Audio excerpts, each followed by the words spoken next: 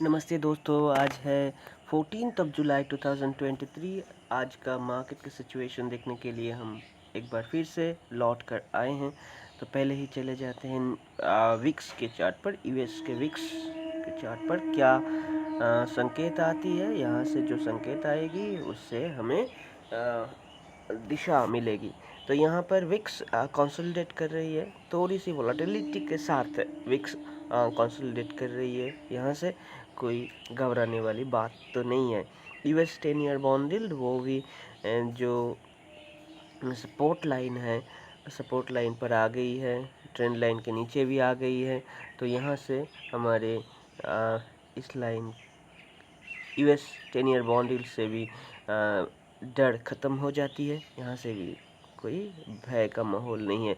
लेकिन जहाँ पर ब्रेकआउट हो गई है, जहाँ डरने की बहुत ज़रूरी आवश्यकता है, वो लेवल है यहाँ मिलेगी आपको यूएस क्रूड ऑयल, यानी कि क्रूड ऑयल के चार्ट पर। यहाँ पर एक जो रेजिस्टेंस लाइन थी वो डिसाइसिवली भंग करके ऊपर की तरफ चलना शुरू कर दिया है। तो यहाँ से हमें बहुत ही चौकन्ने हो जाना चाहिए। यहाँ से हमें जो क्रूड के जो प्रोडक्ट्स है वो महंगी होती दिखेगी। और ये जो एक ग्लोबल जो ये चक्रांत है, यानी कि जो कॉन्स्पिरेसी है, ये चार्ट पर दिखाई पड़ रही है। ऑयल की प्रोडक्शन को कम किया गया है, सप्लाई कम कर दिया गया है कि डिमांड ज़्यादा हो जाए। तो ये हमारे बस में नहीं है। तो क्रूड ऑयल ऊपर की तरफ चल ले तो इक्विटी मार्केट में प्रेशर आना चाहिए, लेकिन उतना भी नहीं, क्योंकि बाकी दो इंडाइसेस में ऐसा कोई संकेत नहीं है। तो देखिए, यहाँ पर हम अगर देखें तो नेस्डेक की चार्ट पे बहुत अच्छी ब्रेकआउट हो चुकी है और मार्केट ऊपर की तरफ चल रही है। और अगर हमें 15,181 के लेवल तक एक रिट्रेसमेंट मिले, फिर से हम लॉन्ग हो सकते हैं। लेकिन अभी के लिए मार्केट सुपर्बली बुलिश है। S&P 500 बुलिश है। एक ही बात है, FTSE यानी कि यूके की मार्केट बहुत शार्पली ऊपर आ रही है। पहले रेसिस्टेंस जहां पर उसे मिलेगी वो लेवल हो जाती है ये लेवल, यानी कि 7,555 के लेवल। यहाँ पर हम एक बार के लिए मार्क कर देते हैं, क्योंकि ये लेवल बहुत ज़रूरी हो जाएगी अगली कुछ समय के लिए। तो ये जो लेवल हो जाती है, ये लेवल हो जाती है बहुत ही क्रूशियल एक लेवल। इस लेवल में पहली रेजिस्टेंस मिलेगी तो 7565 तक मार्केट स्मूथली ऊपर जा सकती है। तो इसके बाद हम डाउ जोन्स में जाए। डाउ जोन्स में कंसोलिडेशन, ऊपर की लेवल एक रेजिस्टेंस बनी हुई है, यहाँ से बार बार उसे रेजिस्टेंस मिल रही है। देखिए ये जो लेवल हम उभर कर आती है 34491, ये बहुत बढ़िया एक रेजिस्टेंस की काम कर रही है। इंडिया विक्स नीचे की तरफ है, यहाँ से कोई डरने वाली माहौल नहीं है। 10 ईयर बॉन्ड यील्ड वो भी, ये जो एक सपोर्ट लाइन है वहाँ पर आकर चली आई है। तो यहाँ से ब्रेक डाउन भी हुई है। ये जो ट्रेंड लाइन था, ट्रेंड लाइन को भंग करके एक और जो फर्स्ट सपोर्ट उसने तोड़ दी है। सेकंड सपोर्ट है यहाँ पर, यानी कि 7.068% पर। यहाँ से हमें देखना पड़ेगा कैसा प्राइस एक्शन उभर कर आती है। गिफ्ट निफ्टी पर कंसोलिडेशन, बहुत बड़ी डोजी कैंडल यहाँ पर ये बताती है कि मार्केट में एक रिवर्सल हो सकती है। ऐसी तो बात नहीं होगी, लेकिन हो सकती है। डॉलर इंडेक्स में फर्दर गिरावट, बहुत बढ़िया गिरावट है। ये डॉलर इंडेक्स का गिरावट तो इमर्जिंग मार्केट्स के लिए अच्छी होती है, लेकिन हमें देखना है और कुछ पैरामीटर्स। लेकिन देखिए यूएसडी आईएनआर, यही हम बता रहे थे, डॉलर इंडेक्स में कितना गिरावट, एकदम शार्प सेलिंग। लेकिन यूएसडी आईएनआर पर उतना भी सेलिंग नहीं आई है, आनी चाहिए थी। यूएसडी आईएनआर को कम से कम इस लेवल तक आ जानी चाहिए थी, 80.55 के लेवल तक, लेकिन आई नहीं है। ये स्ट्रेंथ दिखा रही है। यूएसडी आईएनआर के मुकाबले बहुत ज़्यादा स्ट्रॉन्ग है।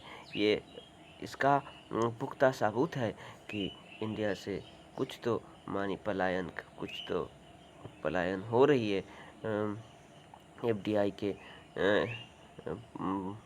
एफपीआई यानी फॉरेन पोर्टफोलियो इन्वेस्टमेंट, और एफआईआई, ये दो जो सेक्टर है वो पलायन थोड़ी थोड़ी करके भी कर रही है, या तो फिर इन्वेस्टमेंट ज़्यादा नहीं कर रही है इंडिया के मार्केट पर।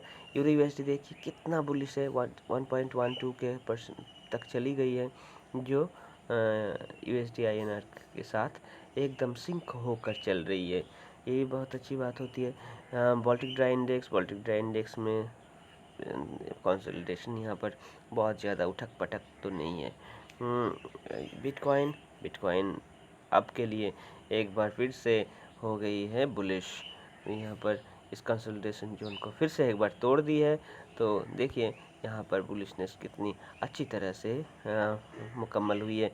तो यहाँ पर थोड़ी सी गिरावट आए तो हम क्या कर सकते हैं, हम यहाँ से लॉन्ग जा सकते हैं। तो थोड़ी सी गिरावट अगर हो जाए, इस लेवल तक मार्केट आ जाए, हमें मार्केट में लॉन्ग हो जाना है। 30,974 इसके ऊपर हमें लॉन्ग चली जाना है। बिटकॉइन के बाद इथेरियम पर भी एक बुलिश पैटर्न क्रिएट हो गई है। हमें जो री एंट्री का पॉइंट होती है 1914 इस लेवल, यहाँ पर जो जहाँ पर मार्केट ट्रेड कर रही है यानी कि 2004, वहाँ पर पिछले एक रेजिस्टेंस भी है, इसलिए थोड़ी सी वेट हमें कर जाना चाहिए। 1914 इस लेवल तक मार्केट आ जाने पर हमें लॉन्ग की ट्रेड बनानी है। गोल्ड की चार्ट पर पुलिसनेस दिख पड़ी है, तो यहाँ पर भी इक्विटी मार्केट के लिए अच्छी संकेत नहीं है। बैंक निफ्टी नीचे की तरफ शार्पली तो नहीं आ रहे, लेकिन कंसोलिडेट करते करते नीचे की तरफ आ रही है। हमारे ट्रेडिंग के जो जोन निकल कर आती है वो आती है 43816 टू 44342, यानी कि 43,816 से 44,342 इस लेवल से, इस कंसोलिडेशन जोन से हमें मार्केट में लॉन्ग की ट्रेड ढूंढनी है। फिर निफ्टी के चार्ट पर कंसोलिडेशन यहाँ पर उतना भी ज़्यादा गिरावट नहीं है बैंक निफ्टी की तरह। निफ्टी में भी कंसोलिडेशन ऊपर की तरफ, ये एक रेंज क्रिएट हो गई है। इस लेवल से मार्केट कुछ दिनों के लिए रहना चाहिए, नहीं तो इस लेवल तक अगर 19,121 पर तक मार्केट लुढ़ के, तो वहाँ से हमें लॉन्ग की ट्रेड ढूंढनी है। यहाँ कंसोलिडेशन चल रही है, यहाँ नॉन डायरेक्शनल जो ट्रेड्स है वो बहुत कामयाब होगी, क्योंकि मार्केट कहीं जा नहीं रही है, थोड़ी वॉलेटिलिटी के साथ ऊपर नीचे कर रही है। तो अब हम इंट्राडे चार्ट में देखेंगे मार्केट में क्या चल रहा है। इंट्राडे बेसिस में देखिए 3 जो हमें लाइन ड्रॉ हुई है कुछ ही दिनों से, देखिए उस लाइन के अंदर अंदर ही इधर और उधर ये हो रही है मार्केट। तो आज के लिए देखिए, आज के लिए तो शायद ये इस लेवल में गैप अप फ्लैट ओपन हुए तो 19,400 के आसपास मार्केट ओपन हुए, तो मार्केट में कुछ जिस तरफ चले उस तरफ हमें ट्रेड लेना है। यहाँ पर मार्केट अगर फ्लैट ही ओपन हुए और उसके बाद ऊपर की तरफ चलने लगे तो 19,514 के टारगेट तक, और नीचे की तरफ आए तो 19,360 के लेवल तक हमें ट्रेड ढूंढनी है। फिर निफ्टी के चार्ट पर भी जाएं तो फिर निफ्टी के चार्ट पर भी एक देखिए एक कंसोलिडेशन यानी कि साइडवेज मूवमेंट दिख रही है कुछ ही दिनों से। यह यहाँ पर भी हमें उसी तरह की ट्रेड ढूंढती हैं। एक और ट्रेंड लाइन हमें ड्रॉ कर लेनी है जो कि होगी इस लाइन पर। इससे हमें पता चलेगी कि ये मार्केट जिस तरफ चले उस तरफ की ट्रेड हमें ट्रेड में एंट्री ले लेनी है। तो ये इसके ऊपर मेरा, इसके नीचे तेरा, इस तरह के एक व्यू लेके नीचे की तरफ आए तो हमें टारगेट लेना है। 20,011 के लिए ऊपर की तरफ चल पड़े तो 20,200 के लेवल के लिए हमें ट्रेंड ढूंढनी है। आखिर में बैंक निफ्टी का चार्ट को एनालाइज करके हमें आज के लिए विराम लेना है। तो यहाँ पर देखिए एक कंसोलिडेशन जोन बहुत बढ़िया तरीके से हो चुकी है। तो यहाँ पर क्या कर सकते हैं हम, एक और ट्रेंड लाइन हमें ड्रॉ कर लेनी है। तो एक पड़ाव के ऊपर चले तो हमें उस नेक्स्ट पड़ाव के लिए हमें ट्रेड ढूंढ लेनी है, और ये हो जाती है हमारे सेकंड और थर्ड जो सपोर्ट लाइन। तो इस सपोर्ट और बेसिस से, सपोर्ट और रेजिस्टेंस के बेसिस में जिसके ऊपर चल पड़े, नेक्स्ट पड़ाव के लिए लॉन्ग टारगेट, और नीचे की तरफ चल पड़े तो नीचे की लाइन के लिए शॉर्ट टारगेट लेकर ट्रेड लेना है। आपके लिए इतना ही, फिर मिलेंगे आपसे, तब तक के लिए अलविदा। और जाने से पहले हमारे जो रिक्वेस्ट है, इस चैनल को सब्सक्राइब और वीडियो को लाइक, और अगर ज़रूरत हो तो डिस्क्रिप्शन बॉक्स में दिए हुए लिंक से आप डीमैट अकाउंट खोल सकते हो। धन्यवाद, फिर मिलेंगे।